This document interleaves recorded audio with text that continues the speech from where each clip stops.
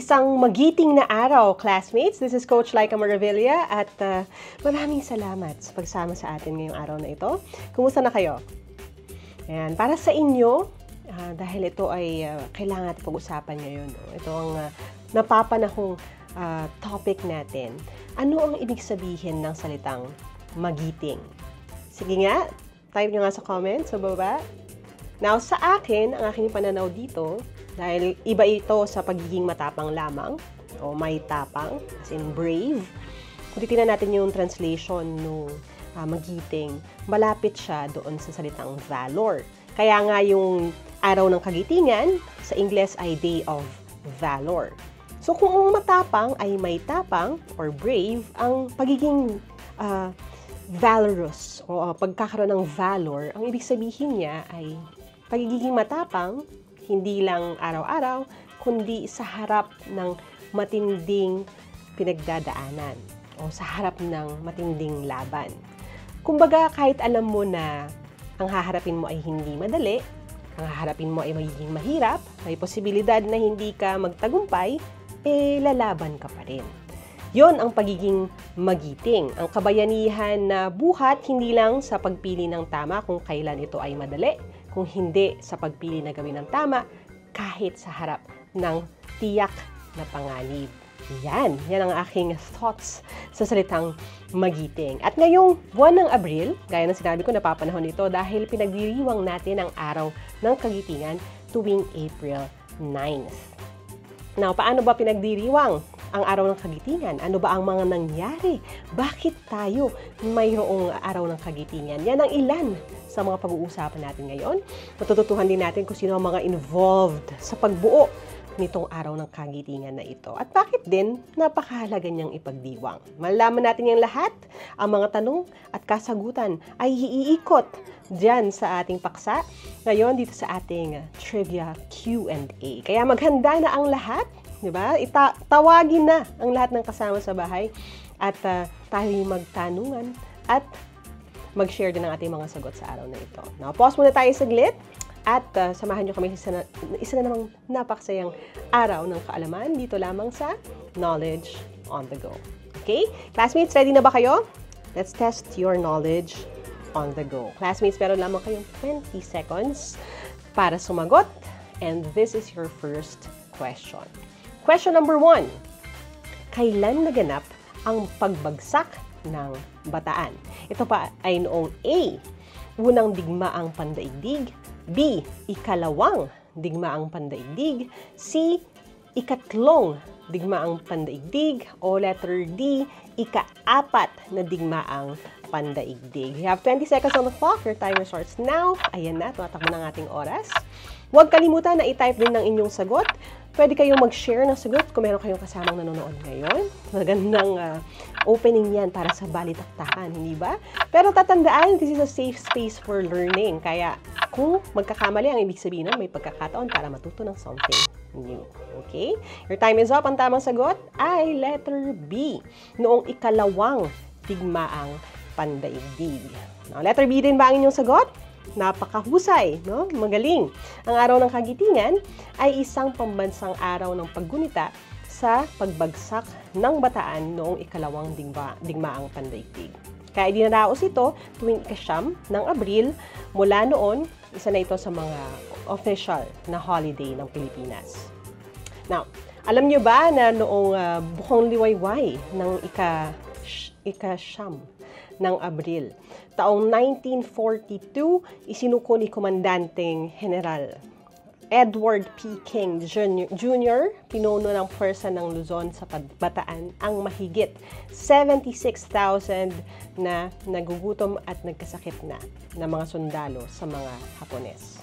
At tinatayang mayroong 5,000 to 10,000 na Pilipino at kasama nila ang 600 to 650 namang Amerikanong bilanggo ng digmaan na sila namang namatay dahil sa kanilang pakikipaglaban at dahil na rin sa pagpapahirap na ginawa sa kanila. Now, gusto nyo ba ng mga karagdagang trivia patungkol sa araw ng kagitingan? Ayan, tara na sa ikalawang tanong natin. Hindi man magaan ang ating pinag-uusapan, ito'y napakahalaga. Question number 2, ang araw ng kagitingan ay kilala rin sa tawag na A.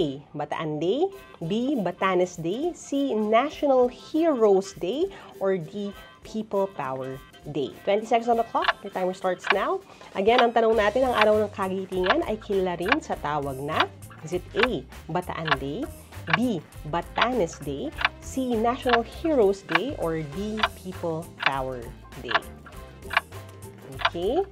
Ayan, ano ang ating tamang sagot? Your time is up. Ang tamang sagot ay letter A, Bataan Day. Ang araw ng kagitingan ay kilala rin bilang Bataan Day. At ito ay pag-aalala sa katapangan ng mga Pilipinong nakipaglaban at nagbuwis ng buhay para sa bayan kahit pa noong panahon na bumagsak na ang depensa noon ng bansa sa Corregidor at sa Bataan. Nais noong sakupin ng bansang Hapon or ng Japan ang mga kaalyado ng Amerika, kabilang na ang bansang Pilipinas. Now, alam nyo ba, sa panahon din na yon ay sinamsam ang mga pag-aari ng karamihan sa mga bilanggo ng digmaan or yung tinatawag nating prisoners of war bago sa pilitang pinagmarcha sa 140 na kilometro mula sa Bataan patungo sa kampo ng O'Donnell sa Capas, Tarlac. So kung imagine natin, no, itong pagmarcha na ito, hindi ito madali. Napakahirap dahil ang mga prisoners of war na yon, marami sa kanila ang may sakit na at may mga injuries. Kaya nga libo-libo ang namatay dahil sa pagkauhaw, sa matinding init, mga tinamong sugat at pagpatay ng mga Hapon sa mga mahihina na habang naglalakad at pilit na isinisiksik sa isang tren patungo sa kulungan. Hindi madali, no, ang kanilang pinagdaanan at marami ang nagbuwis ng buhay. Okay? Kaya ito yung tinatawag ding Bataan Day dahil doon nagsimula ang marcha. Doon na tayo sa ikatlong tanong natin. Question number 3 tayo. Tama o mali? Tama o mali sa Ingles? Ang araw ng kagitingan ay Day of Redemption. 20 seconds on the clock. Your timer starts now. Kung nakikinig kanina, ibigay ko yata yung clue, no, sa tanong na ito. Pero ang importante dito ay yung mas malalim na pakahulugan ng salitang iyan. Kaya again, tama o mali ba ang statement sa Ingles? Ang araw ng kagitingan ay tinatawag na Day of Redemption. Alright, your time is up. Ang tamang sagot, ito ay mali. Yan, mali. Dahil sa Ingles, ang araw ng kagitingan ay Day of Valor. Now, ano ba ibig sabihin ng valor sa Filipino? Medyo na-explain ko na rin kanina yan, no? Ito ay matapang, magiting, malakas ang loob, at hindi lang siya tapang dahil may ginagawa kang mahirap, no, or pang araw-araw. Ito ay pagiging matapang, pagpiling maging matapang at harapin ang bagay na kahit alam mo may panganib. Yan. So, do you consider yourself magiting? Magiting ka ba, classmate? Now, hindi naman kailangan na literal na digmaan ang ating harapin para maging magiting. May maliliit na bagay na pwede natin gawin sa araw-araw na maging patunay ng ating kagitingan, ng ating sariling brand ng kagitingan. Diba? For example, diba, classmates, kunyari kayo ay nasa isang classroom, tapos meron kayong kaklase na pinagtatawanan ng inyong mga ibang kaklase. Maaaring dahil sa kanilang itsura o sa kanilang pananamit o sa kanilang pagkakamali kapag sumagot sila sa exam, diba? Maaaring maging kagitingan ang sabihin sa mga classmates na, oh, tama na, huwag natin siya pagtawanan. Diba? Lahat naman tayo nagkakamali o nabubulol din kung minsan. Yun ay kagitingan dahil alam mo na rin na maaaring hindi sila matuwa. Diba? Kung ikaw ay papagitna sa ganong sitwasyon. Kung nakakakita tayo ng hindi magandang nangyayari, diba? Lalo na kung ito'y ginagawa ng mga tao na sabihin natin mas makapangyarihan sa atin. Ang sabihin na ito ay mali ay isang paraan ng kagitingan. Diba? Kahit na mahirap, kahit na maaring wala kang kakampi, panindigan natin kung ano ang tama. Okay? Question number 4 tayo. Question number 4, sa ilalim ng anong Republic Act idineklara ang Day of Valor bilang isang legal holiday sa Pilipinas? Is it A, RA 0409, B, RA 1224 or 1224, C, RA 2024, or D, RA 3022? 20 seconds on the clock. Your timer starts now. Aling Republic Act, okay, ang nagdeklara sa Day of Valor bilang isang legal holiday sa Pilipinas? Ito ba ay Republic Act 0409, Republic Act 1224, RA 2024 or RA 3022. Ayan, tapos nating oras. Ang tamang sagot ay RA 3022.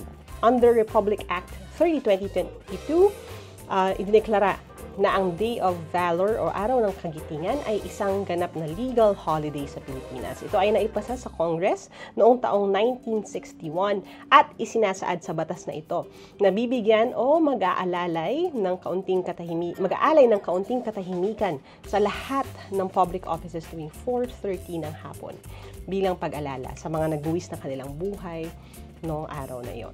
Okay? Noong unang-unang Bataan Day, kumbaga, April 9. Now, alam nyo ba na noong 1989, idineklara naman ng April 5 hanggang April 11 bilang Veterans Week, alinsunod sa pagbibigay galang at pagpupugay sa lahat ng mga military veterans ng Pilipinas noong ikalawang pandaigdigang digmaan. So, ang April 5 to April 11, that week is called Veterans Week.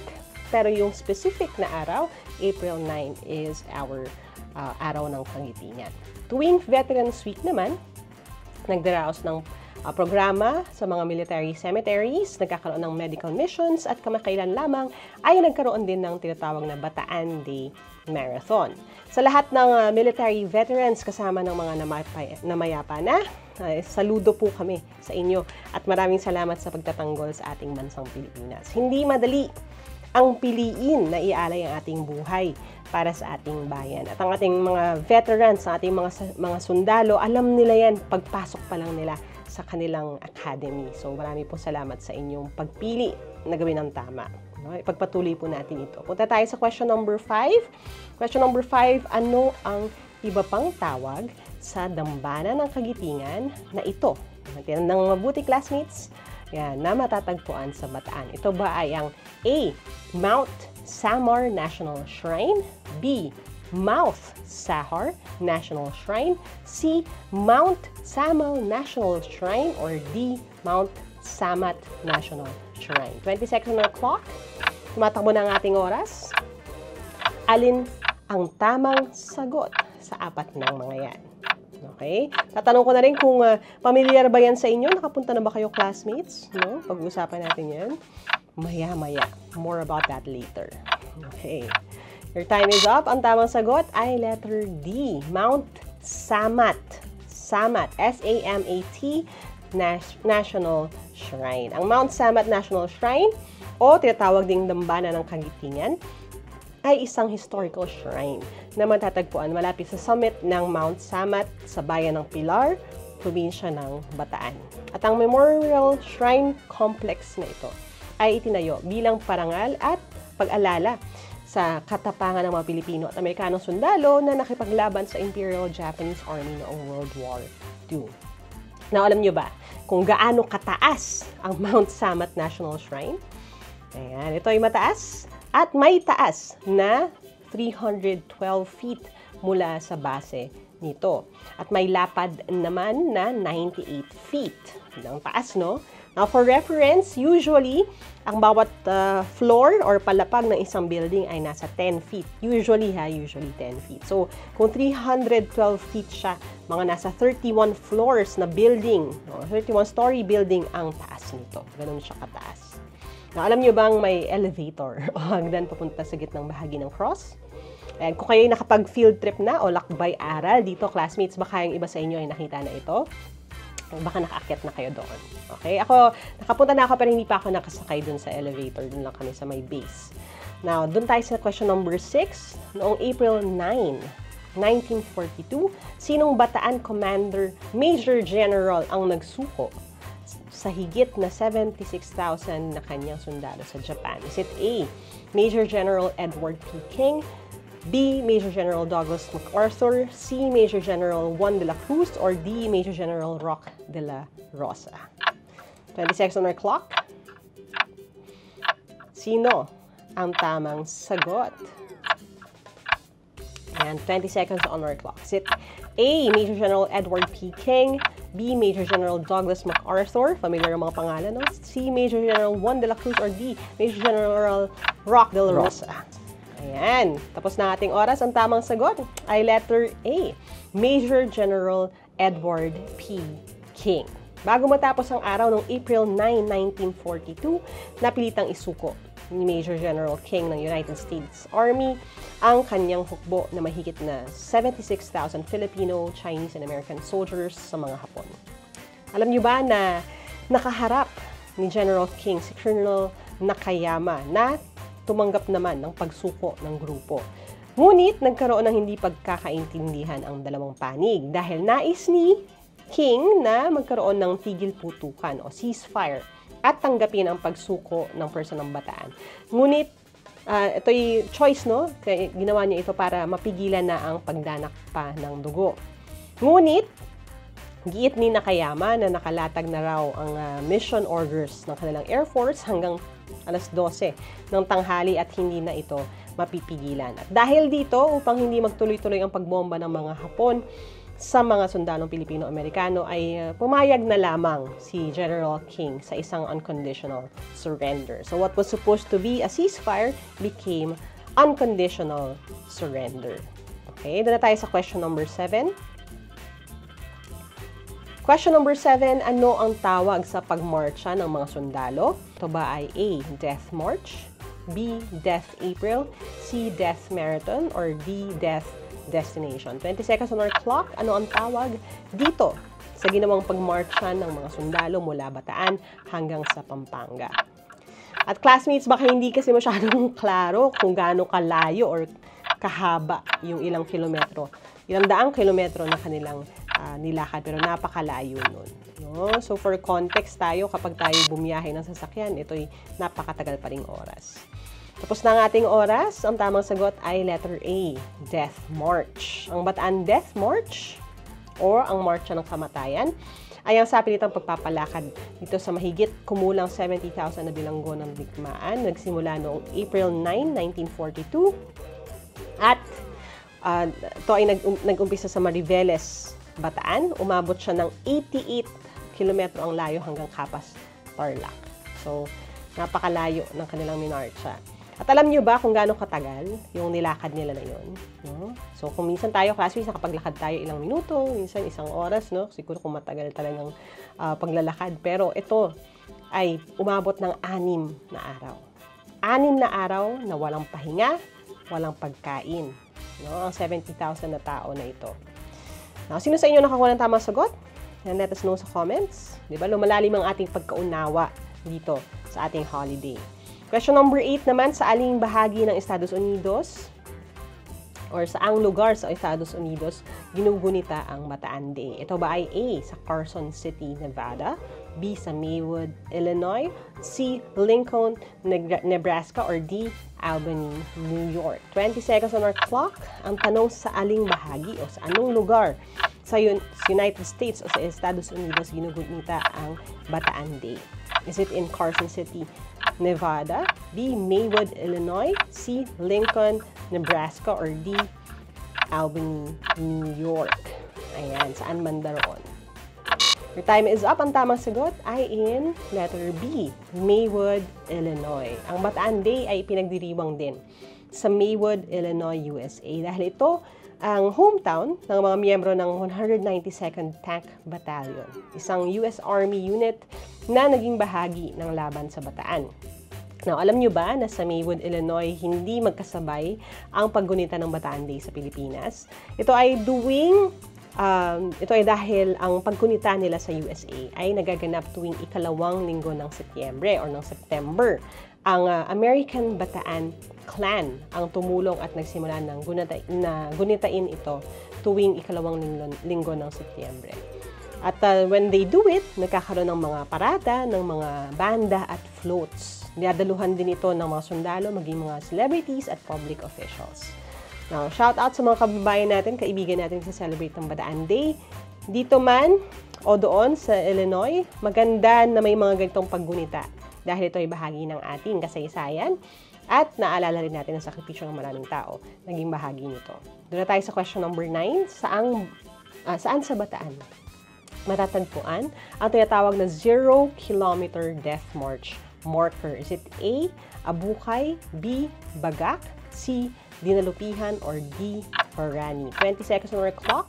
Saan sa Bataan Specifically, matatagpuan ang tinatawag na 0-kilometer death march marker. Ayan. Malalaman natin ito kung nakikinig tayo kanina, no? May mga ilang word ito na nabanggit natin. Okay, your time is up. Ang tamang sagot ay letter B, Bagak. Okay, ang 0-kilometer death march marker o ang starting point ng Bataan Death March ay matatagpuan sa bayan ng Bagak. May katulad rin itong marker sa Freeport Town sa bayan ng Mariveles.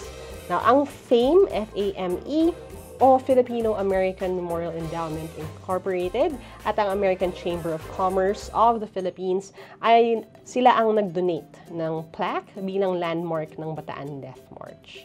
Okay, letter B, rin ba ang inyong sagot? Bagak? Very good mga classmates. Dito na tayo sa ating huling katanungan. Okay, question number 10. Sasabihin nyo lang kung tama o mali. Tama o mali ba ang ating statement na ito? Ang Filipino-Japanese Friendship Tower landmark na matatagpuan sa Bagak ay sumisimbolo sa panunumbalik ng pagkakaibigan ng Pilipinas at Japan. 20 seconds on our clock. Tumatakbo na ating oras. Ayan, tama o mali ang sagot. Okay, yan lang ilalagay niyo sa ating comment section. Ano ba tong Filipino-Japanese Friendship Tower? At ano ang kanyang kahulugan? Alright, your time is up. Ang tamang sagot ay tama. Tama, nasa pangalan na rin, di ba, nung Friendship Tower. Filipino-Japanese Friendship Tower, also known as the Japan-Philippines Friendship Tower, ay sumisimbolo sa pagkakaibigan at kapayapaan sa pagitan ng bansang Pilipinas at Japan. Ito ay natatagpuan 10 minutes away, medyo malapit-lapit, sa 0-kilometer marker sa Bagak, Bataan. At ito ay tinayo noong 1975 ng isang Japanese Buddhist organization called the Kosei Kai Group. Ang puting tower ay may taas na 27 meters tall at mayroong Buddhist bell at 3 pillars na pinagdugtong-dugtong ng multi-layer rings. Tinatawag din ito na Bagak Friendship Bell. Ayan. Tama ba ang inyong sagot sa question number 10? Ayan. Question number 10. Very good. Okay. Kung tama kayo, that's great. But again, kung magkakamali, ang importante may natutuhan tayong bago. At maganda rin na, again, reminder na grabe ang pinagdaanan ng ating mga kababayan, mga kaibigan nating sundalo noong ikalawang digmaang pandaigdig. Kaya yung sinasabi no, sa mga panahon na may digmaan, talagang marami at marami ang masasaktan at magsasakripisyo. Kaya nakakalungkot na mangyari ang mga ganitong bagay. Pero, mahirap man, masakit man, no, mabigat man ang ating pinag-uusapan, nakakatuwa pa rin na isipin na merong mga paghilom na naganap. Kahit papaano. No? Kahit papaano. Hindi ganap, pero merong mga ilang simbolo ng pagkakaibigan, kagaya nga ng Friendship Tower na ito sa pagitan ng Philippines at ng Japan. Meron ding mga friendship symbolisms, kumbaga. Hindi lang ang mga tao, kundi ang mga bansa sa isa't isa. Kumbaga, meron namang mga friendship bracelet, di ba, minsan, or na tinatawag pag kayo may kaibigan, di ba? Kayo ba may mga friendship symbolisms din ba kayo? Ayan. Pero mga bracelet, yung mga kwintas, di ba, minsan partner pa sila o litrato. Ayan. Ako rin, nung bata ako, meron pa nga kaming friendship bracelet ng aking kaibigan, si Dr. Nurse Paul ngayon. At nilibing pa namin yun nung kami ay in grade school, no? Dahil kami maghihiwalay na after graduation. So, yung mga ganyan, kahit pa paano, yan ay kinatawan o simbolo ng pagkakaibigan. Diba? Mga physical na interpretation ng mas malalim na ugnayan ng dalawang tao. O, in this case, dalawang bansa. Yan ang mga nakakuha ng perfect scores dyan. Isang malaking shout-out sa inyong lahat. Very good sa inyong lahat. You know your history. Kung nagkamali naman, again, that's perfectly fine. Ang importante, sinubukan. Hindi ba? O, in a way, yan ay kagitingan din, di ba? Ang sumubok na sumagot kahit na hindi mo alam eksakto kung ikaw ba ay tama o mali, ay isang form din ng kagitingan, di ba? Kahit pa paano. Sa ngalan ng pagkakatuto, tayo ay nagiging magiting din. Kaya sana, marami kayong natutuhan, hindi lang tungkol sa ating pagka-Pilipino, kundi pagka-Pilipino noon, kundi pagka-Pilipino rin ngayon at sa hinaharap. Dahil ito ay pwede nating piliin kailanman. Okay? So, mabuhay ang ating mga sundalong Pilipino, mabuhay ang mga Pilipino. At kung meron kayong suggested topics na gusto nyo i-content natin sa susunod, mga trivia na gusto nyo hukayin natin at himay-himayin natin dito, mag-comment lamang kayo o kaya i-send ninyo ang inyong suggestions sa Knowledge Channel Facebook account. Huwag nyo rin kalimutang i-share pa ang video na ito para mas marami pang makapag-enjoy at matuto. This is Coach Laika at lagi ninyong tatandaan, learning never stops, kaya let us never stop learning. Okay? See you next time dito lang sa paborito ninyo, ang Knowledge on the Go. Bye!